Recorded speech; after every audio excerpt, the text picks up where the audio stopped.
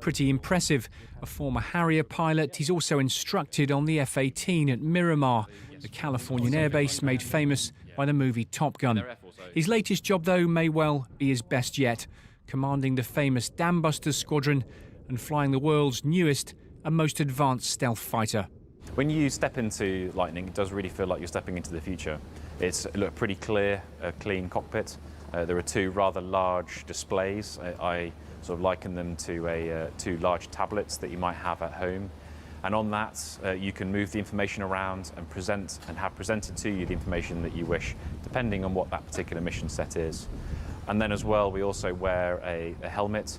And on that, we have all of the information displayed onto it. So that is part of the weapon system as well.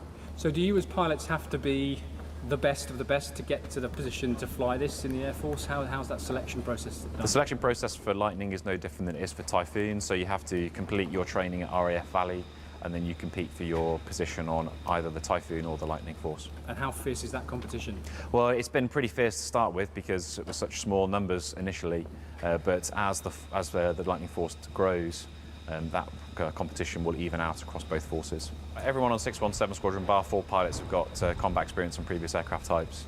So there are 4 brand new pilots that left Valley and then went straight onto their conversion unit, and they're doing fantastically well. Of course, they know no different. 617 Squadron was reformed especially for the F-35. At the moment, the UK has 17 of the vertical landing B variant, with plans to eventually buy 138. The thing that's so different about the F-35 and why, from my perspective, it's a brand new capability and not a replacement for anything else is, and it starts from just looking at the outside of it, it is a stealth aircraft. We have the ability to get into airspace that potential adversaries may wish to deny us access to. So that is the starting point, which the UK has not had that capability before.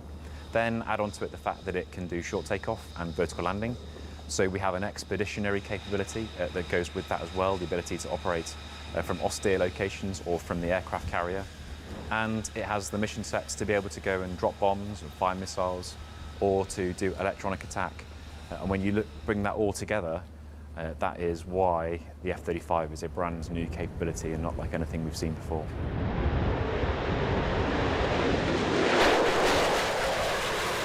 One of the things they talk about this aircraft is the sort of force multiplier effect it can have, because of the way it can actually act as a sort of a relay, if you like, between itself and other aircraft around it.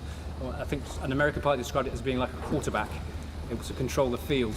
That is actually a really good analogy. If you use the quarterback analogy, or I guess probably the fly half in UK parlance. But really, because we have such big eyes and ears on the F-35, and each F-35 that's out in the battle space is also constantly talking to each other about what each individual aircraft is seeing and communicating that. And then we're able to push that out over a linked network so that our allies and our fourth generation Typhoons can see what is going on out there, and we are sharing that information at ranges beyond they are able to see as well. As a pilot, the chance to fly on this aircraft for you, what does that mean? No, it's a huge privilege to fly F-35. You know, it is a state-of-the-art, world-leading combat aircraft, and I think for anyone that has flown any combat jet, or even those that haven't, having the opportunity to fly a fifth-generation stealth fighter that can land vertically, that's a privilege that I think most people would want in our position.